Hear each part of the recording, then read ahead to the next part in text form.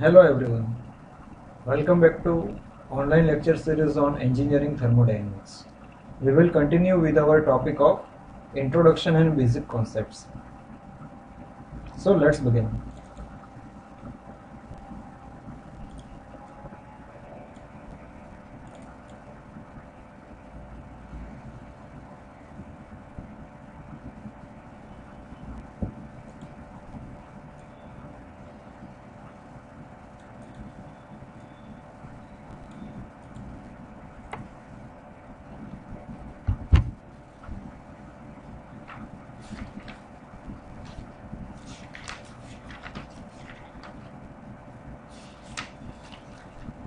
So first of all, we will do a quick revision of what we have done in our previous lecture.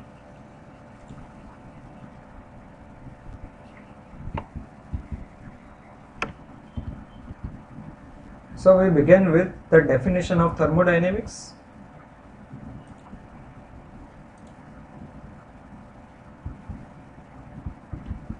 Applications of thermodynamics.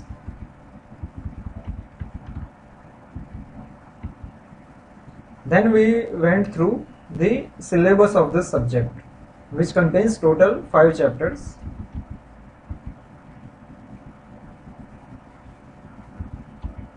And these reference books.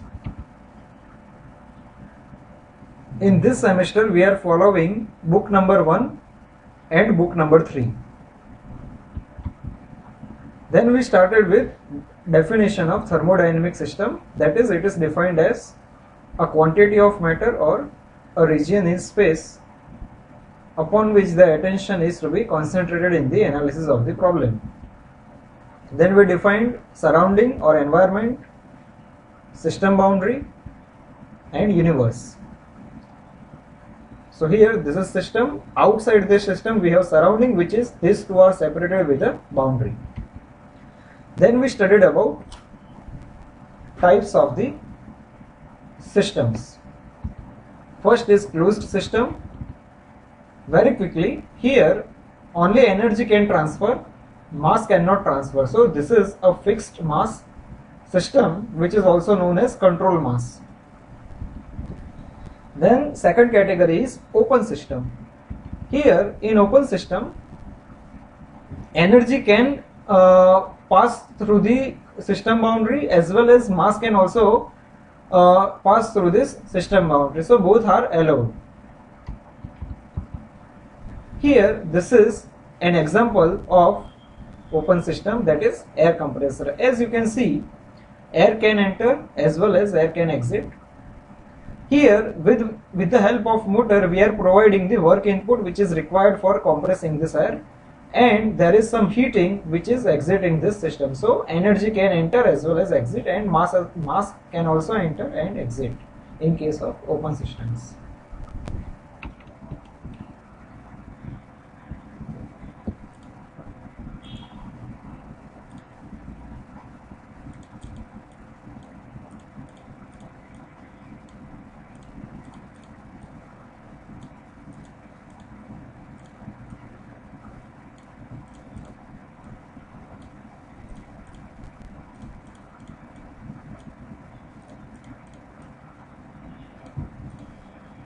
Okay, so this is isolated system in which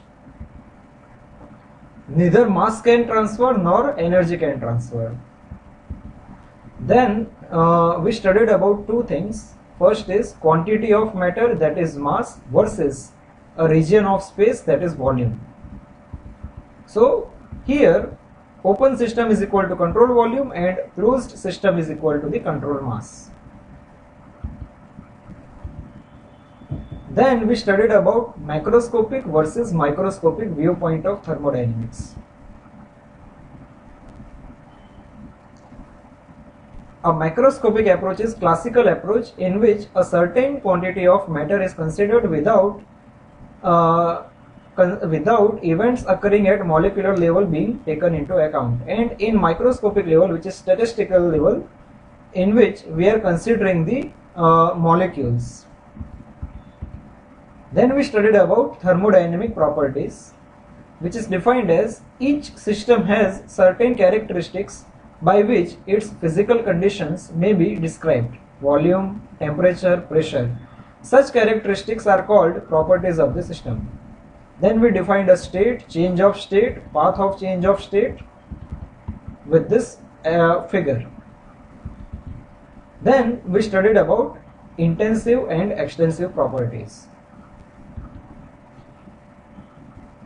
Intensive properties are defined as those properties which are independent of mass,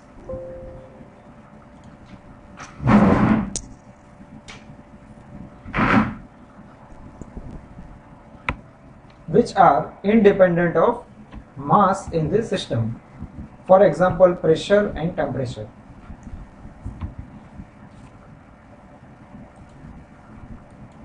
Extensive properties are those properties which are dependent on mass, that is volume, energy, etc. Then we also took an example that if the extensive properties are divided by mass, they become specific extensive properties, which are actually the intensive properties. So now we will start our lecture today.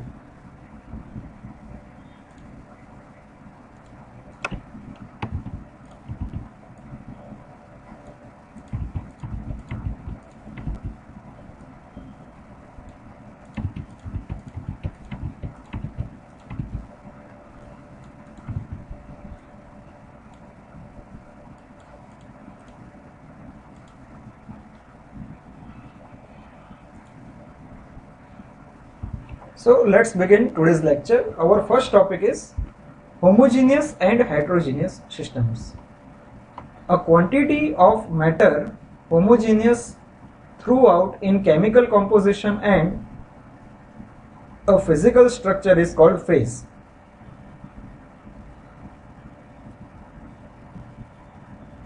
As you know, there are three phases: solid, liquid and gases.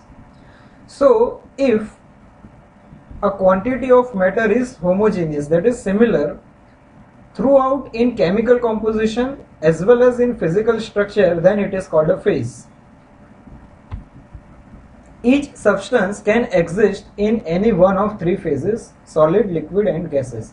For example, if we consider if we take an example of H2O, that is water, then it can be ice, it can be water, that is liquid form, or it can be in the form of vapor also, or steam.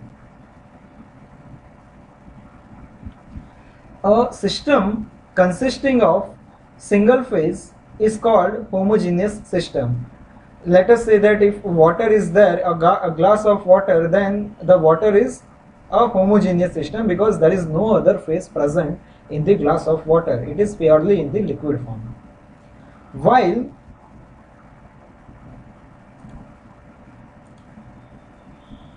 a system consisting of more than one phase is called heterogeneous system. Okay, so if there are more than one phase, let us say solid plus liquid or liquid plus gas, then it is called heterogeneous system. So this is all about homogeneous and heterogeneous systems. Now we will discuss about thermodynamic equilibrium. A system is said to exist in a state of thermodynamic equilibrium when no change in any macroscopic property is registered, if the system is isolated from the surrounding. So we will focus on this definition again. So first of all, we will put in condition that system is isolated from the surrounding. So there is no interaction between system and surrounding. So under this condition, when no change in any macroscopic property is registered, let us say we consider example of pressure, temperature and volume. Then if there is no change in pressure, volume and temperature, then the system is said to exist in thermodynamic equilibrium. An isolated system always reaches in course of time a state of thermodynamic equilibrium and can never depart from it spontaneously. So what is the meaning of this? Let us say that currently a glass of water is at 30 degrees Celsius. So when it is said to be in thermodynamic equilibrium, that let us say that pressure, temperature as well as volume doesn't change, then it is called as in thermodynamic equilibrium. So it will not change its values spontaneously. Therefore, there can be no spontaneous change in any macroscopic property if the system exists in thermodynamic equilibrium. So let us say that a glass of water is in equilibrium state, then there will not be any spontaneous change in its pressure, volume and temperature. Thermodynamics studies mainly the properties of physical system that are found in equilibrium state. So throughout this subject we will be only dealing with equilibrium states. So a system will be in a state of thermodynamic equilibrium if the following conditions of equilibrium are satisfied. So to say that any system is in thermodynamic equilibrium, there are three different conditions of equilibrium that has to be satisfied. First is mechanical equilibrium, second is chemical equilibrium, and third is thermal equilibrium. We will see all these three types of equilibrium one by one. First is mechanical equilibrium. In the absence of any unbalanced force within the system itself and also between the system and surrounding, then the system is said to be in state of mechanical equilibrium. So here, what is mechanical equilibrium? So mechanical means there has to be some forces which are acting, which can change the pressure and subsequently other properties. So when a system is said to be in mechanical equilibrium, the state in which there is no unbalanced force present inside the system as well as between the system and surrounding.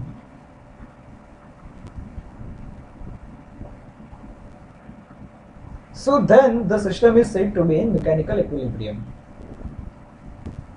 Now let us take a condition in which there is an unbalanced force present. Then what will happen? If an unbalanced force exists, either the system alone or both system and surrounding will undergo a change of state till the mechanical equilibrium is attained. So if unbalanced force is present, then there will be a change of state till mechanical equilibrium is attained. So this is all about mechanical equilibrium. Second category of equilibrium is chemical equilibrium. If there is no chemical reaction or transfer of matter from one part of the system to another part of the system, such as diffusion or solution, the system is said to exist in the state of chemical equilibrium. So there should not be any form of chemical reaction or transfer of matter from one part of the system to another, then this system is in state of chemical equilibrium. Now the third and last type of equilibrium is thermal equilibrium. When a system is existing in mechanical and chemical equilibrium. So now we are combining previous two equilibriums, that a system is existing in mechanical and chemical equilibrium and it is separated from the surrounding by a diathermic wall. Now what is the meaning of diathermic wall? Diathermic wall is the wall which allows the transfer of energy or heat through this wall. So to repeat this part, when a system is in mechanical and chemical equilibrium and it is separated from its surrounding by a diathermic wall, and there is no spontaneous change in any property of the system. So if there is no spontaneous change in any property of the system, then the system is said to exist in state of thermal equilibrium.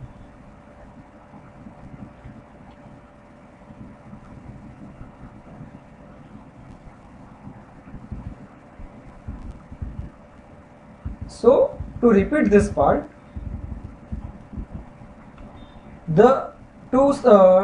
to simplify this part of thermal equilibrium, we can simply say that if entire system is at same temperature, if the temperature is constant throughout the system, then also it is called in thermal equilibrium. So that makes this definition much easier to understand. Now we have already seen the thermodynamic equilibrium as well as three types of equilibrium, namely mechanical, chemical and thermal equilibrium. Now we will see that what happens in non-equilibrium state. So when any one of conditions of mechanical, thermal and chemical equilibrium is not satisfied, then a system is said to be in non-equilibrium state.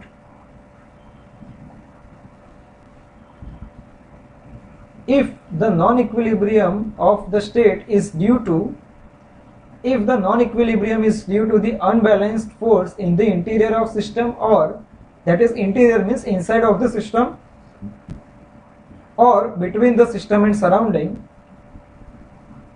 then the pressure varies from one part of the system to another. So whenever there is an unbalanced force, there will be a change of pressure. That is due to that we don't have mechanical equilibrium in this case. In such case there is no single pressure. In such case there is no single pressure that refers to the system as a whole. Similarly, if the non-equilibrium is because of temperature of the system being different from that of surrounding, there is no single temperature that stands for a system as a whole. So in mechanical equilibrium there was a change in pressure, and in thermal equilibrium there will be a change in temperature. It can thus be inferred that when the conditions of thermal equilibrium are not satisfied, the states passed through by a system cannot be described by thermodynamic properties which represent the system as a whole. So this is the general statement for mechanical, chemical and thermal equilibrium, that is, it can thus be inferred that when the conditions for thermal equilibrium are not satisfied, the states passed through by a system cannot be described by thermodynamic properties, that is PVT, which can represent the system as a whole. So this is all about a non-equilibrium state. So whenever there is a non-equilibrium state, there will be a change in pressure, volume or temperature, and this will keep on changing till the equilibrium state is achieved.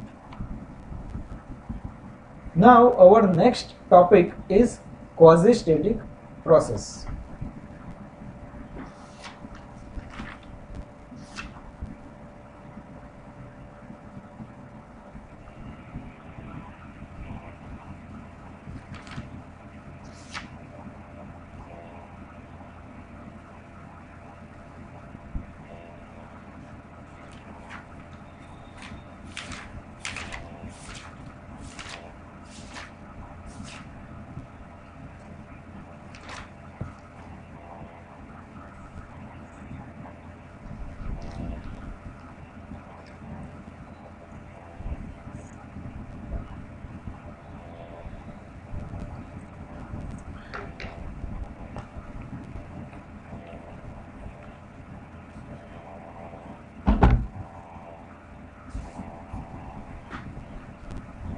So we will see that what is the meaning of quasi-static process. First of all, To understand quasi-static process, we need to understand this figure very carefully. First of all, this is a piston cylinder arrangement. Currently, I suggest you not to focus on these dotted lines. Here in piston cylinder arrangement, here this is the piston which is kept over here. And above this piston there is a weight. And under this piston we are having a gas. As you can see, this gas is having three thermodynamic properties, P1, V1 and T1, that is pressure, volume and temperature respectively.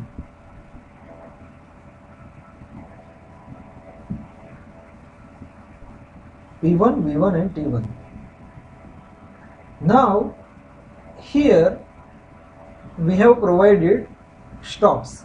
So what will happen here, that whenever this piston move upward, its movement is restricted up to this height with the help of stops. So it will not go beyond this stops.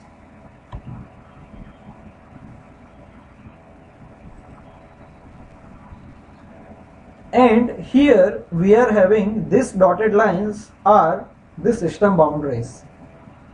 So initially this system boundary is this. So this is initial state, and we have assumed that the final state is up to this. So this will be the piston and the gas will be filled up to this portion.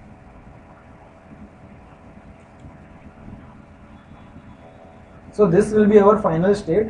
So the system boundary for final state is different. That is this bigger rectangle of dotted lines.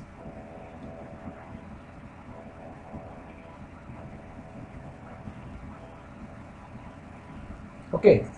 So this is the explanation of this figure. The system is in equilibrium state represented by properties P1, V1 and T1. So here the initial state is equilibrium state represented by properties P1, V1 and T1.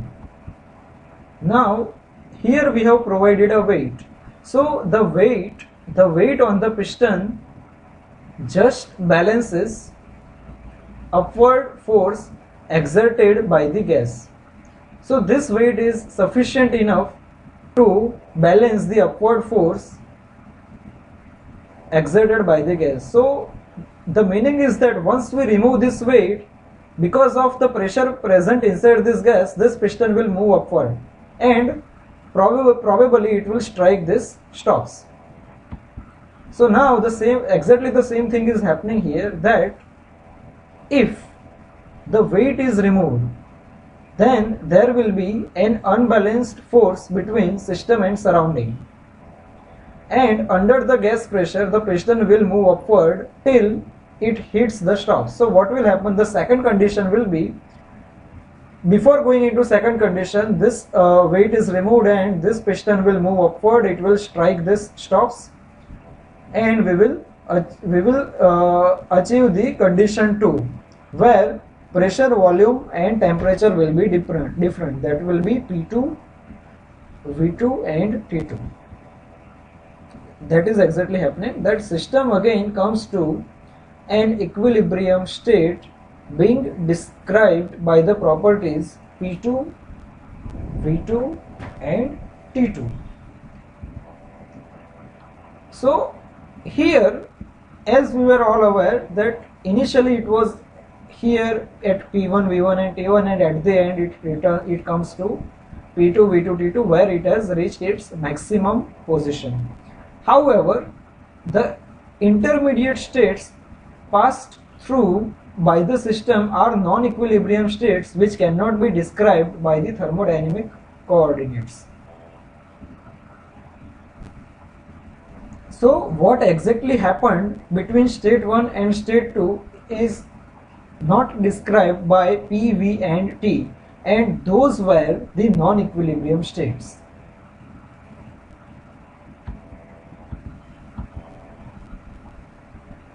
So this is exactly what is happening here. This is state P1 and V1. This is PV diagram, P1 and V1, and second condition is P2 and V2. So this is expansion process, so it is represented by this curve 1 to 2. And if you see carefully,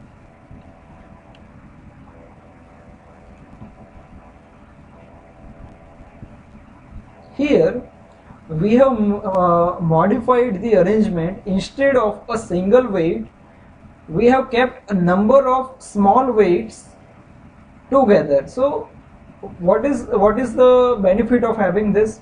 The benefit is we can take small weights one by one. So instead of taking the whole weight, here we can take one by one weights, such that we can observe what exactly is happening between these two equilibrium states.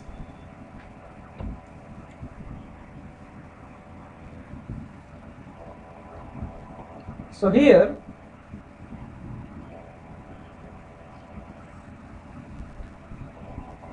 if the single weight on the piston is made up of many very small pieces of weights, and these weights are removed one by one very slowly from top of the piston,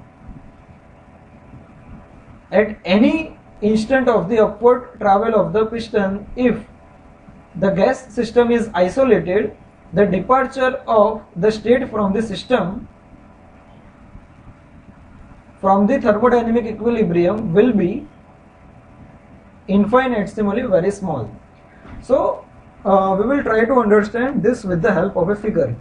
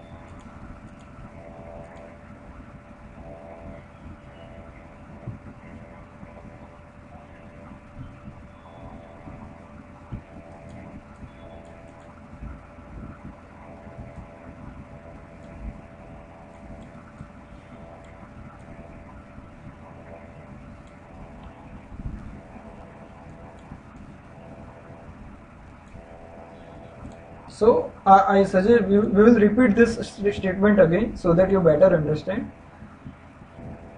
So if these weights are removed one by one very slowly from top of the piston, at any instant of upward travel of piston, if the gas system is isolated, the departure of state of system from thermodynamic equilibrium state will be infinitesimally small. So we are going to understand this part.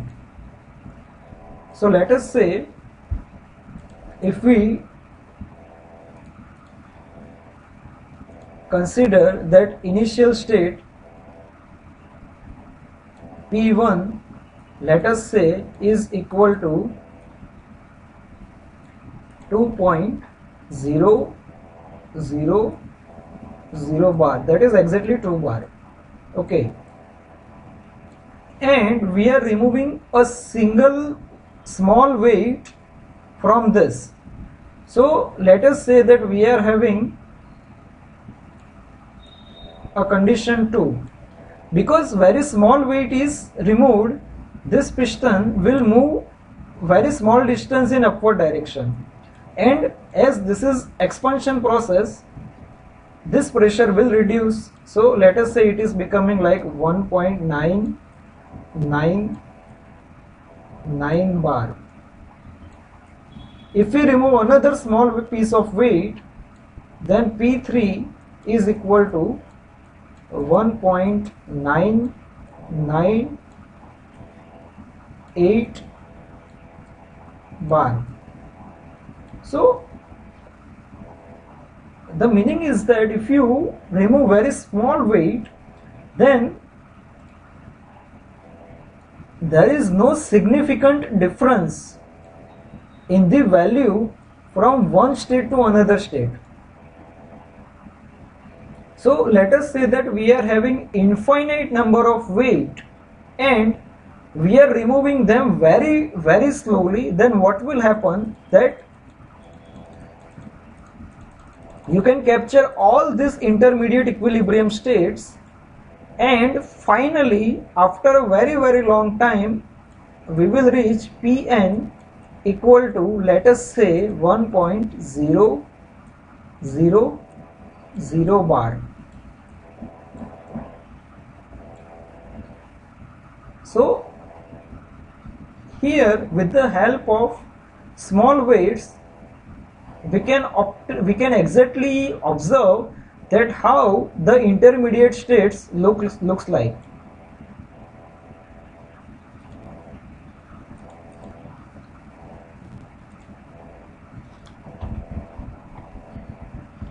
So if you now read this statement again, then you will get a clear idea that what exactly the meaning of this statement is. Now, so every state passed through by the system will be an equilibrium state. Such a process, which is but a locus of all equilibrium points passed through by the system, is known as quasi-static process. So now if you focus on this figure, then we are not only aware of point number 1 and point number 2, but we are also aware of all intermediate points between state 1 and state 2, because this process is infinitely slow process, because it takes a huge amount of time to have this infinite number of weights and picking them up one by one very slowly. And infinite slowness is characteristic feature of quasi-static process. One more thing I need to add over here, that quasi-static process is succession of all equilibrium states. And one more thing is, quasi-static process is also known as reversible process. Why this is reversible process? Because suppose if we have reached to up to this location and we have removed all these small weights, then if we again start adding these weights one by one, then we can achieve this P1, V1, T1 exactly similarly the way we were having it initially.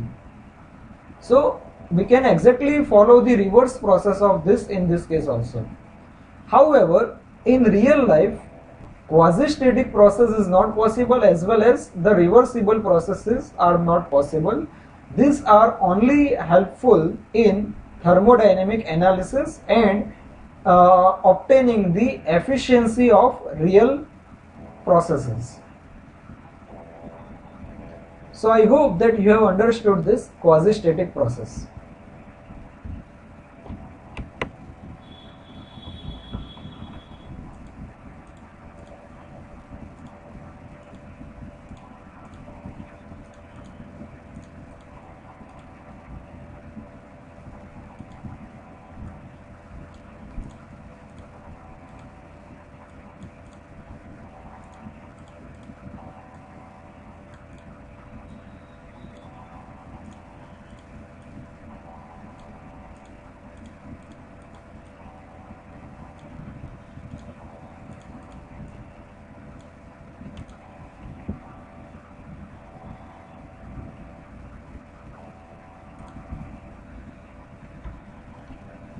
So our next topic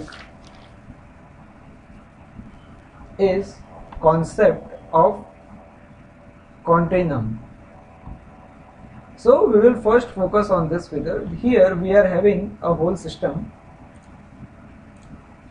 This is the entire system, and on which we are in this we are focusing on point P. Let us consider that mass del M in a volume del V surrounding the point P. So in this entire system we are focusing on point P. Here the mass is del V and the volume of del V. The ratio of del M divided by del V is the average mass density of system within the volume del V. So if you recall, the density is defined as mass divided by volume. So this ratio del M, which is mass, divided by del V is the average mass density within the volume del V. Now we are going to understand this figure. So first of all, x-axis is volume, that is del V, and y-axis is the average mass density del M divided by del V.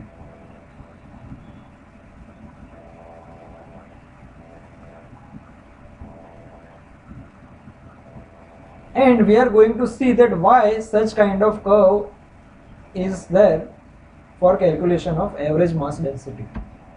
So first of all, we will assume that delta V is very large, that is the volume is very large.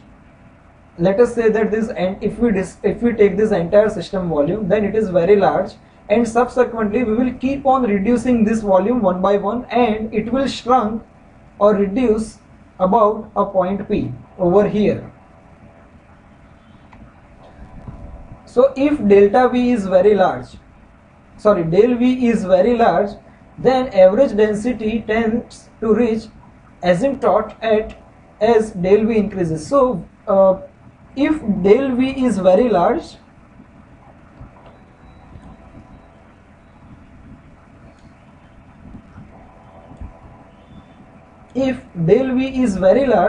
then the average mass density is almost a constant. So it does not change beyond some level.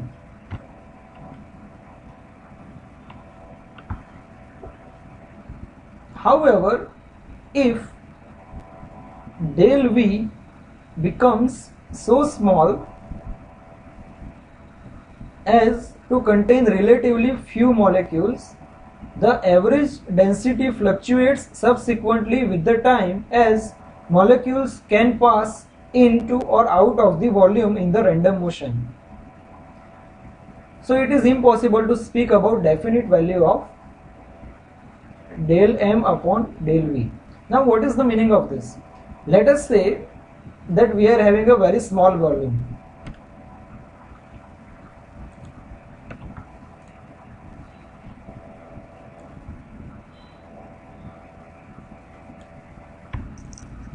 Let us consider one system which is this big, in which there are number of molecules present, which are even difficult to count. Number of molecules into some power of 10 are present inside this.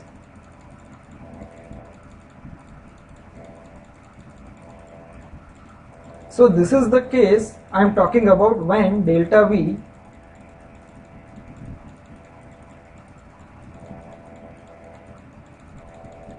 is very large. And what we are going to do is we are going to reduce the volume. So let us take another second case in which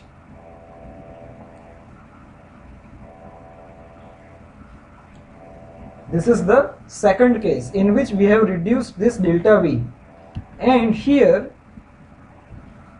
there are only very small number of molecules can remain inside this volume. So what is going to happen, that the volume is so small that molecules can easily enter and exit this small volume. So we cannot obtain the exact mass which is present inside this volume. Here it is quite easy because this volume can contain appreciable number of molecules. However, it is not possible in this case. So we cannot obtain delta M to delta V in this case. This is not possible for very small volume. This is not possible. Okay, so for some time it can have a huge increase in density, because at a particular moment it can contain a huge number of molecules, and sometimes it can contain a very less number of molecules because they keep on traveling. It can enter or exit this small volume. So sometimes it can be very high or it can be very low. So this is purely an unpredictable thing. Okay. So the same thing is explained in this graph here, that if we keep on reducing this volume, then the density can either be very high or it can be very low. So this is the region where this is the domain of molecular effects. So here it is difficult to define the density.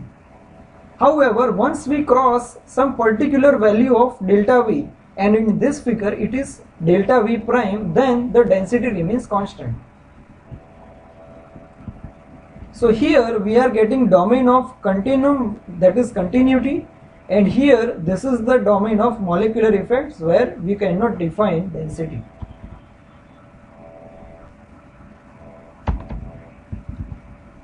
So here the last statement is the smallest volume which may be regarded as continuous is del V prime. So this is the smallest volume where we can obtain the continuity. So the density of system at a point is defined as rho is equal to limit del V tends to del V prime del M upon del V, because once we cross del V prime it will be a constant value. The concept of continuum loses its validity when the mean free path of the molecule approaches the dimensions of the vessel. So the meaning is the meaning of this is that when the magnitude of dimension of vessel is equal to the mean free path, then we will enter into this region where there is effect of molecules and we cannot define the density. Now our next theory is zeroth law of thermodynamics.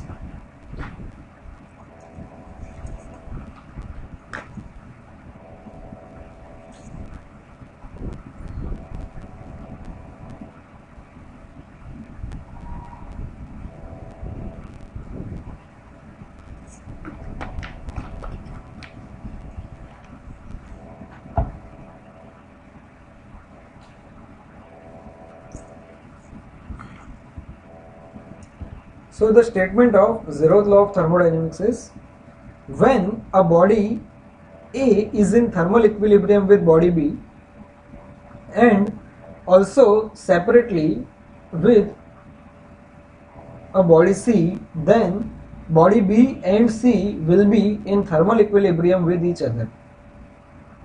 Now what is the meaning of this?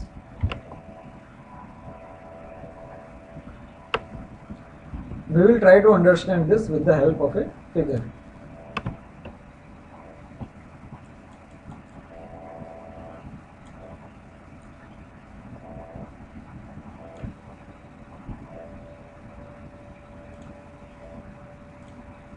Let us say we are having three bodies.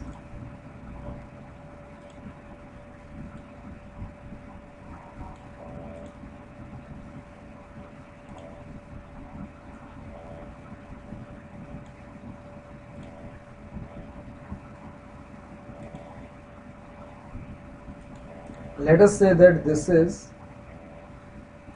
body A, this is body B, and this is body C.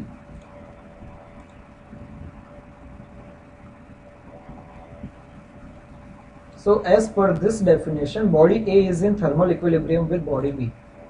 So the meaning is that here A and B are in thermal equilibrium,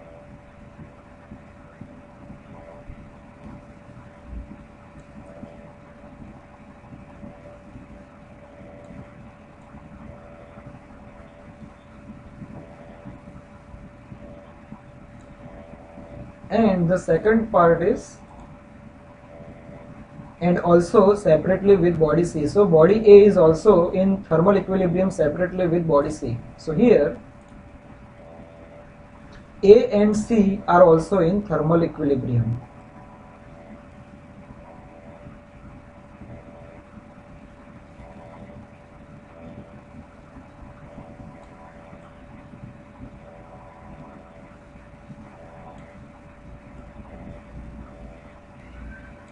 So what the statement is, then B and C will be in thermal equilibrium with each other.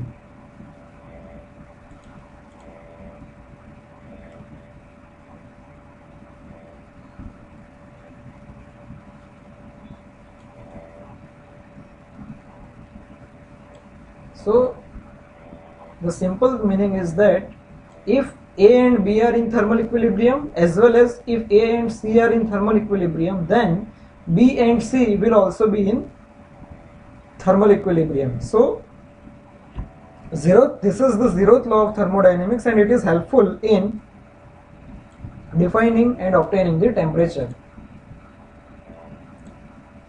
So we can copy this.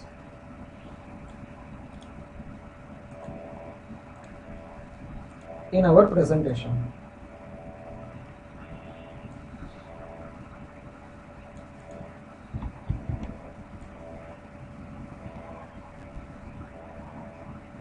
So this will be for, this figure is for zeroth law of thermodynamics.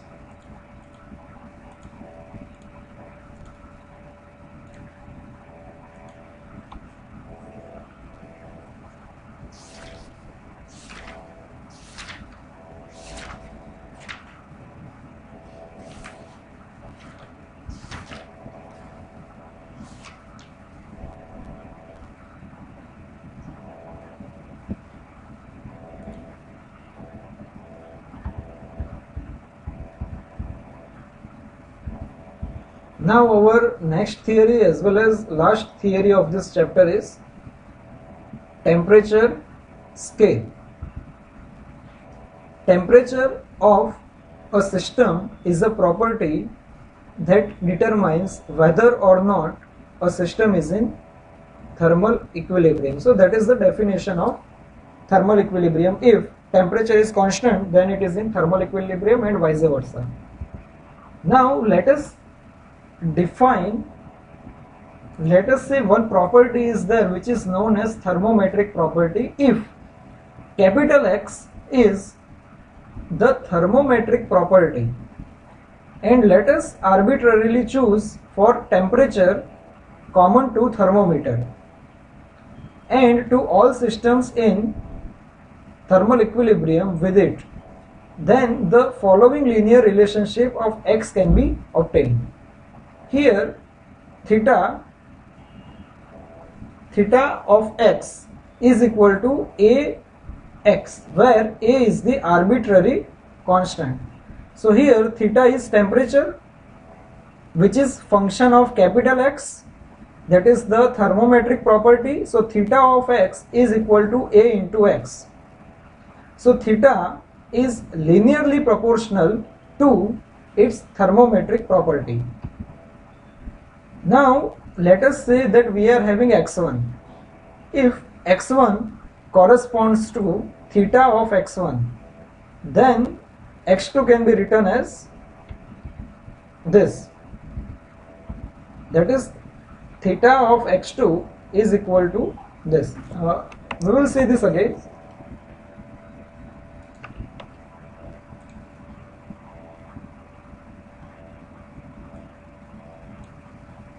So the common formula is theta of x is equal to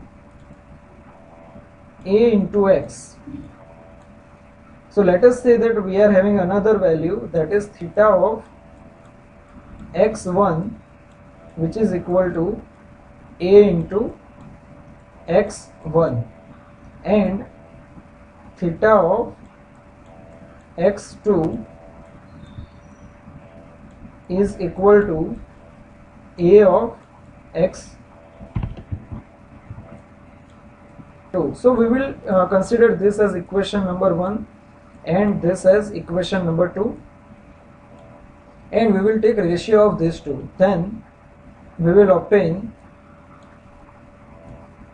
theta of x2 divided by theta of x1, which is equal to a x2 divided by a x1. So this a will get cancelled as it is arbitrary constant. So we will obtain theta of x2 is equal to theta of x1 divided by theta of x1 into x2. So if you see in our slide, exactly we are having the same equation.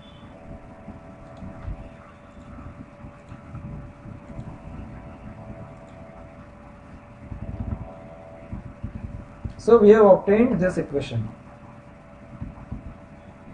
Now we will see the methods which are used before 1954. Here the thermometer is first placed in the contact with the temperature with the system. Here I need to change.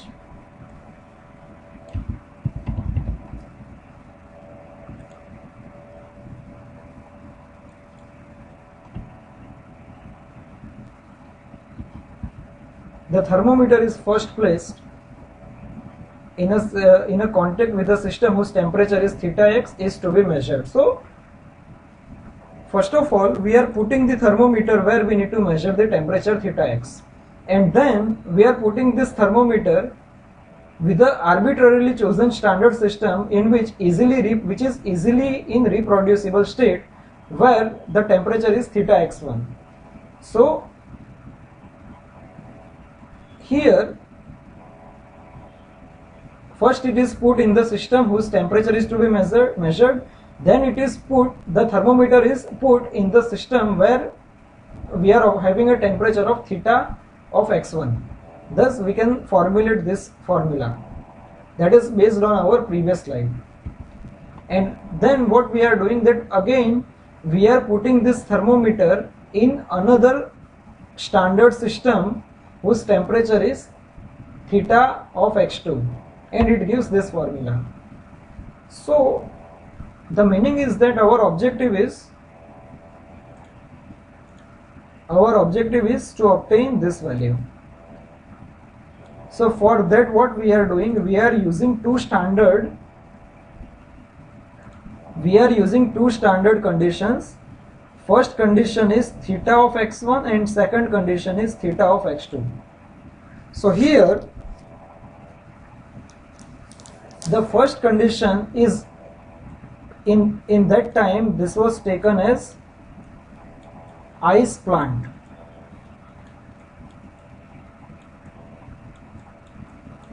and second was steam.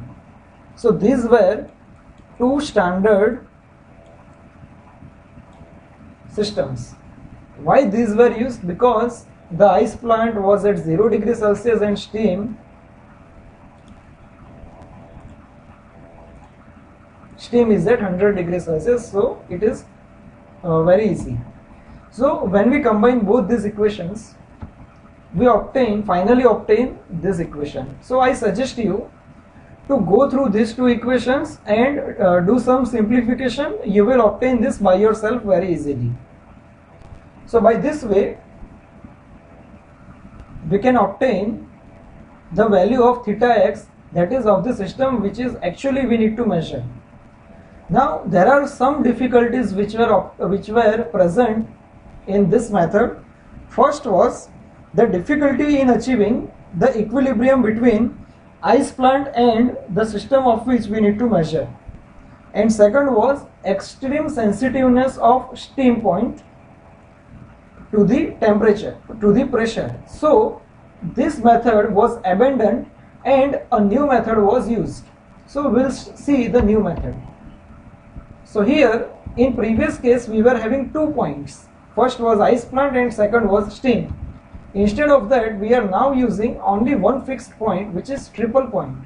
Triple point is the state at which ice, water and water vapor are in equilibrium. So here all three phases are present at the triple point. The temperature at which this state exists is arbitrarily assigned a value of 273.16 degree Kelvin. Designating the triple point as theta t, with xt being the value of thermometric property when the body whose temperature theta is to be measured. Now our reference point is changed. Our reference point is triple point, which is theta t, with xt being the thermometric property, and theta is the point who is the system whose temperature is to be measured.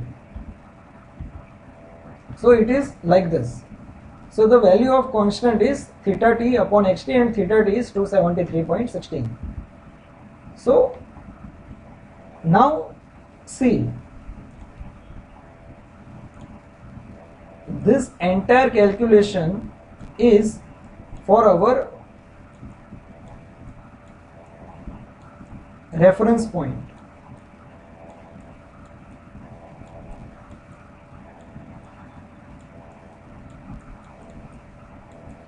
And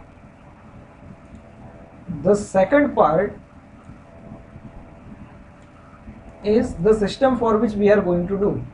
So with the help of reference point, we have obtained the value of A, and then for our system we are putting the value of A inside it. That's why we are getting this answer.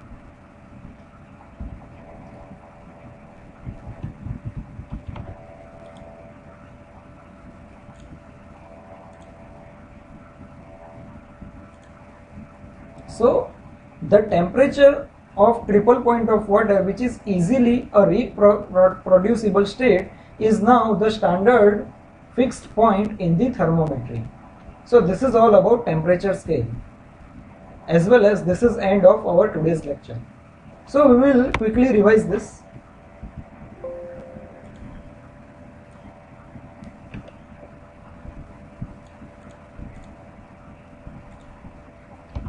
So we began with homogeneous and heterogeneous systems. Then we studied about thermodynamic equilibrium. Thermodynamic equilibrium is only achieved when we have mechanical equilibrium, chemical equilibrium and thermal equilibrium. And we separately studied 3 types of equilibriums, and non-equilibrium state when one of these conditions is not satisfied. Then we studied about quasi-static process, in which if we have a single weight, then there are non-equilibrium states present. However, when we take number of weights, small weights, and we slowly pick them up, we can obtain the equilibrium intermediate states. So this infinite slow process is known as quasi-static process, and it is also known as reversible process. The next is concept of continuum. Here, if the volume is very small, then molecular effects will dominate, and this will not help us in obtaining the correct value of average mass density. So there is some minimum volume beyond which only we can get a mass density. So this is the formula with which we can get the value of density. The concept of continuum loses its validity when the mean free path of the molecules approaches the magnitude of dimensions of vessel. Then we studied about zeroth law of thermodynamics, that if A and B are in thermal equilibrium and if A and C are in thermal equilibrium, then B and C are also in thermal equilibrium. Then we studied about temperature scale, in which we obtained we took one as a reference and obtained the value of temperature of another state. Then we studied about methods used before 1952, where we were using two reference points and it was not successful. Then we were using a single fixed reference point, which is triple point, and with the help of that we can obtain the temperature with a thermometric property. So this is the end of this lecture. I hope you have enjoyed this lecture. Thank you.